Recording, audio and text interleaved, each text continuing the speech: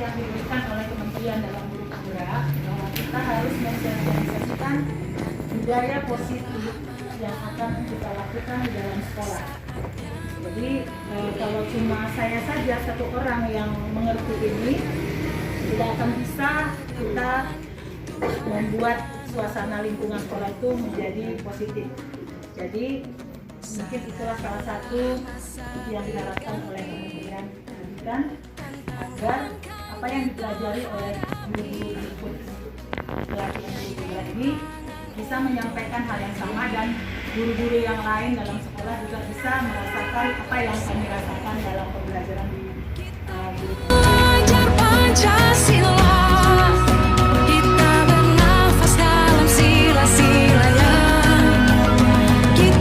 Menyediakan lingkungan yang positif, aman, nyaman, agar murid-murid mampu berpikir, bertindak, dan bisa dengan merdeka, mandiri, dan bertanggung jawab. Kalau lingkungan sekolah itu lingkungannya takut, belum masuk sekolah, anak-anak nggak berani sekolah, nggak akan pernah bisa merdeka belajar. Anak-anak itu harus nyaman, anak-anak itu harus merasa lingkungan sekolah itu mendukung dia. Jangan-jangan dia nggak mau sekolah karena dia kita galak, dia takut. Ya, tidak seperti ya. Lingkungan sekolah sekarang bukan hanya guru, tapi semua. Ya, semua orang yang berada di sekolah. Salah satu strategi yang ditinjau ulang adalah bentuk disiplin yang dijalankan selama ini di sekolah-sekolah kita. Mungkin disiplin di sini kita sebagai guru pribadi mendisiplin murid kita juga di kelas ya, sebagai guru mata pelajaran atau guru kelas, bukan hanya DP, bukan hanya BK. Siapakah yang bisa mendisiplinkan guru? Guru yang paling mudah belum tentu bisa mendisiplinkan guru. Apakah guru yang bisa mendisiplinkan murid? Atau kepala sekolah? Atau orang tua murid? Atau murid itu sendiri? Mengapa demikian? Ini yang menjadi gambaran kita tentang anak-anak itu kita lah refleksi sendiri ya bagaimana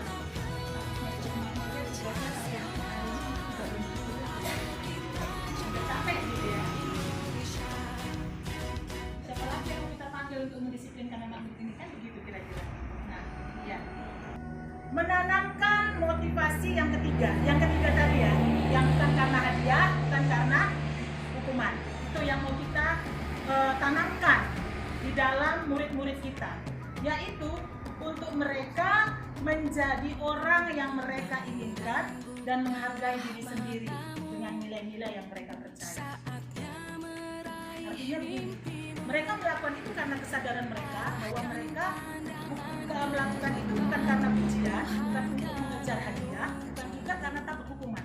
Jadi dia merdeka dalam belajar mereka. Itu yang kita mau tanamkan dalam anak didik kita ke depannya. Kita harap bisa seperti itu ya. Nah, ketika murid-murid kita memiliki motivasi tersebut, mereka telah memiliki motivasi intrinsik, yaitu motivasi yang dari dalam diri mereka. Itu berdampak jangka panjang, Bapak. Kalau karena hadiah tadi, ya seperti yang saya bilang tadi, sebatas hanya ada hadiah, setelah itu mereka nggak akan ngerjain apa-apa lagi. Apa yang dapat yuk kalau ngerjain ini? Minta 1.000 ya, Ma? Gitu kan. Ayo nak, cuci piring dulu. Minta 1.000 ya. Kan kita gitu kan, dia kasih 1.000. Ayo dia cuci piring. Nah kita nggak kasih hadiah, dia cuci piring nggak? Nah itu yang harus kita bangkitkan motivasi ya. Di kelas juga seperti itu. Nah motivasi yang tidak akan terpengaruh pada adanya hukuman atau hadiah. Mereka akan tetap berperilaku baik dan berlandaskan nilai-nilai kebajikan karena mereka ingin menjadi orang-orang yang menjunjung tinggi nilai-nilai yang mereka hargai. Jadi intinya kita sebagai guru harus memberitahukan kepada nilai-nilai kita nilai-nilai kepada anak-anak kita ya, profil pelajar Pancasila seperti itu yang harus kita tanamkan dalam diri. Sehingga mereka pun menghargai diri mereka sendiri, Bapak Ibu. Ya, kalau anak-anak kita tidak bisa menghargai diri sendiri, itu pasti mereka tidak akan menghargai orang lain.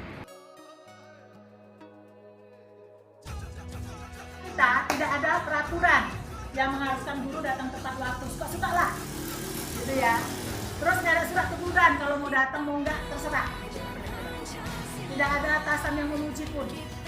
Apakah Bapak Ibu guru tetap datang tepat waktu untuk mengajar murid kita? Nah itu kembali ya. Ini sebenarnya saya ambil dari materi yang dari guru. Saya belajar itu saya mikir. Ya selama ini kan kalau mereka ada kepala sekolah, mungkin gitu ya. Waktu jamnya pun belum habis mungkin gitu. Mungkin karena kita di kota nggak berasa, mungkin di daerah sana mau gitu. Ya, itu ya Bapak Ibu, ini kembali ke diri kita masing-masing.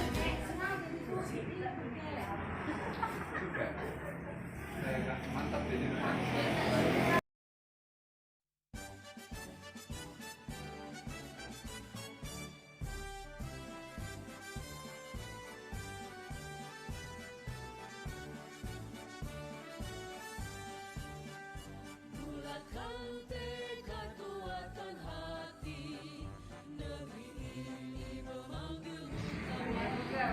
Juga ya. Ya. Oke, sama seperti sekolah kan ada peraturan sekolah. Tetapi biasanya peraturan itu lebih menakutkan anak-anak dibandingkan namanya keyakinan. Saya tanya dulu, kalau Bapak Ibu pergi naik sepeda motor pakai helm nggak? Iya, pakai helm itu untuk apa sebenarnya? Keselamatan kan? Keselamatan ya, berarti nyaman gitu ya, ada kenyamanan gitu ya. Terus kita pakai masker nih, cuci tangan rajin-rajin, itu apa sih sebenarnya?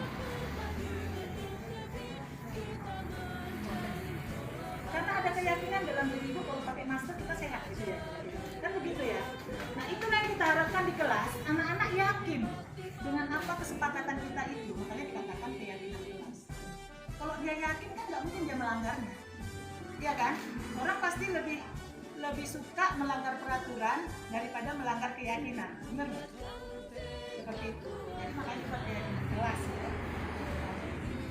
Nah ini seperti tadi saya bilang, pakai helm, pakai masker, seperti itulah. Ada yang memang dari dalam dirinya mereka yakin untuk melakukan ini. Lalu buat kesepakatan, bagaimana dengan masuk kelas? Bagaimana dengan izin? Misalnya permisi kamar mandi. Bagaimana dengan untuk membuat tugas-tugasnya? Kapan dikumpul? Dikasih dispensasi apa? Apa akibatnya kalau tidak melakukan ini? Jadi anak-anak didik itu yang kita gali. Apa yang dia mau? Oh, tugasnya jangan terlalu cepat lah Bu. Mungkin 4 hari, 5 hari. Oke, sepakat. Kalau tidak tahu bagaimana? Dikumpul. Nah, sehingga anak itu dukung. Apa hukumannya? Kumpul. Nggak usah bingung. Jangan dikumpul lah, gitu ya. Jadi ada kesepakatan yang melibatkan siswa. Jadi waktu mereka melakukan itu, mereka merasa ini kami yang menentukan loh, bukan gurunya yang membuat. Gitu, Bapak Ibu. Ya, tentang keyakinan kelas seperti itu. Baik, Ibu. Ya, kali ini sebelum memulai pelajaran kita 1 semester, kita akan membuat kesepakatan kelas. Ya. Nah, apa tujuan dari kesepakatan kelas? Adalah agar setiap kita memahami apa yang harus kita kerjakan bersama-sama, kita sepakati bersama-sama. Gitu ya. Ibu. Kira-kira ada yang mau usul kesepakatan yang pertama yang kita buat apa? Yang nggak piket dalam 1 hari, gantinya 1 minggu piket atau denda. Ya, bukan. Ada yang setuju dengan idenya Samuel? Ada. Alasannya apa Samuel? Kalau misalnya dia tidak tiket 1 hari didenda sampai seminggu dia nyari terus. Kalau denda, kalau disuruh denda nggak bakal nol juga dia. Mendingan disuruh aja piket dalam 1 minggu. Ya, kata. Tidak boleh ada barang yang hilang di dalam kelas. Tidak ada boleh barang yang hilang di dalam kelas. Setuju? Setuju. Gimana caranya supaya tidak hilang? Menjaga. Ya, dari awal saya bilang kan tidak boleh ya. Kita boleh. Dengan adanya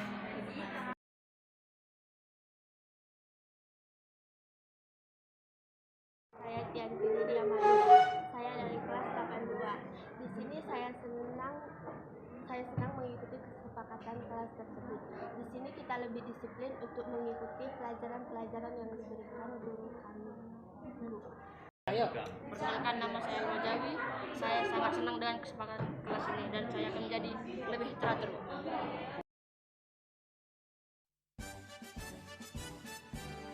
Ini dia yang paling seru. 5 kebutuhan dasar manusia. Kita Bapak Ibu punya 5 kebutuhan dasar. Yang pertama itu adalah survival ya, kebutuhan bertahan hidup. Lalu kedua cinta dan kasih sayang. Ini kebutuhan untuk diterima. Lalu yang ketiga penguasaan, kebutuhan pengakuan atas kemampuan. Yang keempat kebebasan, atau kebutuhan akan pilihan. Kesenangan, kebutuhan untuk merasa senang. Ini sebenarnya dasarnya anak-anak kita yang kita bilang bermasalah, bandel kita bilang. Belum tentu dia bandel. Mungkin ada dari 5 ini yang dia tidak dapat, sehingga dia ingin menunjukkan itu dengan perilakunya. Seperti dia pengen kayak gitu, mungkin setiap hari mamanya bikin nasi goreng telur gitu ya, mungkin. Jadi dia pengen sekali, jadi ada sosis ya di situ, gitu mungkin ya, punya temannya aja ambil. Jadi, nah ini pun kita sebagai orang tua, udahlah kita perhatikan anak-anak kita. Sejak dalam belajar juga bisa begitu. Misalnya kita kasih satu metode, anak itu bosan gitu kan. Ada sebagai teman, monitor atau pemantau dan manajer. Coba kita lihat satu-satu ya, seperti apa. Lambat ya. Seorang penghukum, ya, dengan nada tinggi, bahasa tubuh, mata melotot, nunjuk-nunjuk, menghardik. 16, lalu sedih, ya. Itu anak itu, kan? Adi, kamu ini bagaimana ya? Kamu kan berjanji sama ibu. Kita beberapa guru yang sangat akrab dengan ibu. Ya, ya, Pak, kamu terlambat 15 menit. Apa kamu sudah mengerti apa yang harus kamu lakukan? Sudah terlambat? Nampak. Saya harus tinggal di kelas pada jam istirahat. Nanti menjalankan tugas di jalan saya. Ya, benar. Nah, ini ada konsekuensi ya. Ada kesepakatan tadi. Ini titik pemantau. Terus, bahasa tubuh tidak kaku. Ini mendekati. Jadi, kamu tahu mengapa jam berapa sekolah? Tahu Pak, jam 7. Ya, jadi kamu terlambat. Kira-kira bagaimana kamu akan memperbaiki masalah ini? Saya bisa menanyakan teman saya, Pak, masih aktivitas ya, tidak perlu mengambil posisi pemantau. Guru akan melihat apa sanksinya atau peraturannya. Namun pada posisi manajer, guru akan mengembalikan tanggung jawab pada murid.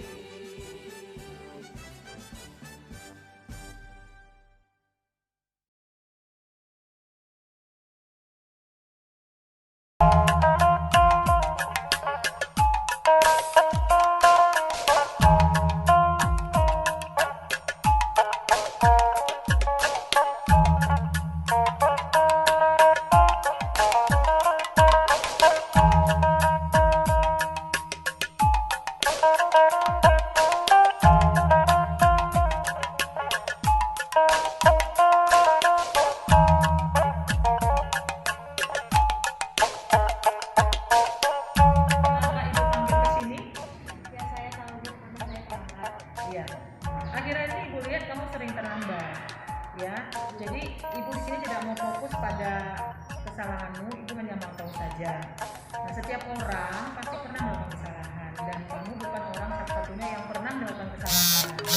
Ya, jadi kita bisa selesaikan bersama-sama. Nah, kamu pasti punya alasan. Kenapa kamu terlambat? Kalau boleh tahu ibu apa alasannya?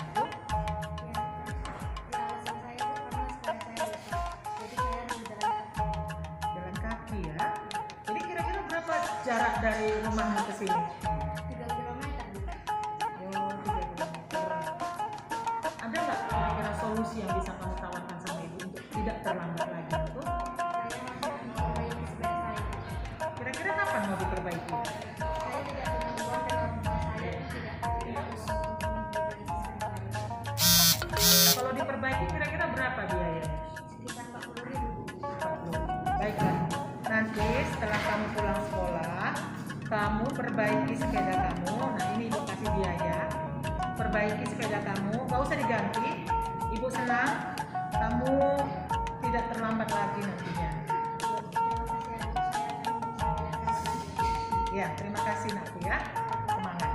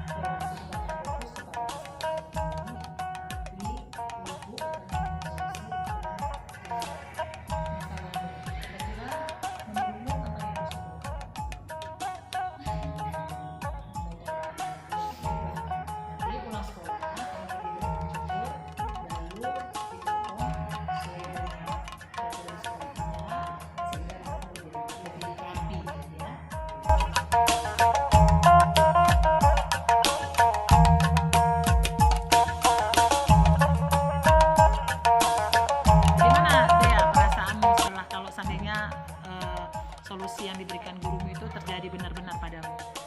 Saya sangat bangga Bu, dan saya kalau diberikan uang saya tidak akan terlambat lagi, dan saya bisa mendapatkan solusinya jika saya terlambat. Ya, sepedamu baik ya, benar ya. Iya Bu. Karena kamu kan pusing karena kamu sering terlambat, terakhir kamu dapat memperbaiki sepedamu gitu ya. Iya Bu.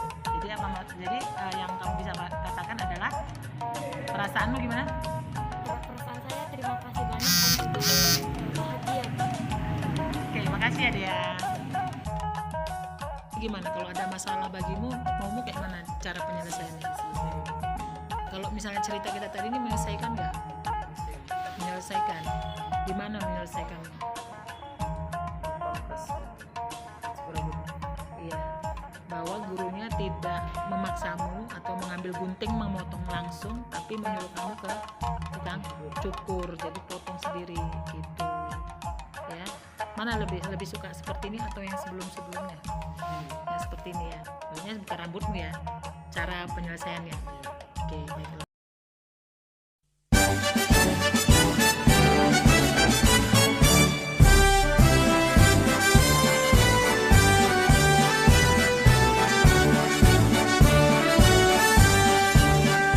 Bulatkan tekad, kuatkan hati, negeri ini memanggilmu kawan.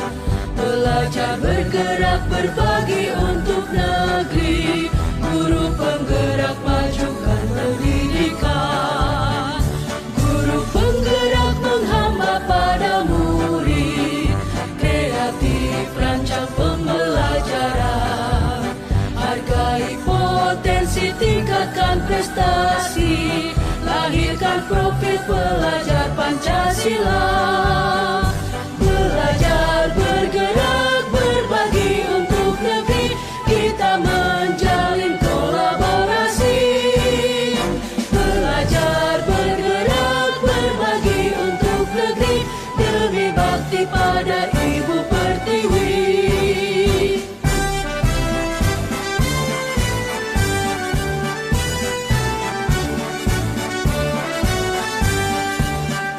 Bulatkan tekad, kuatkan hati, negeri ini memanggilmu kawan.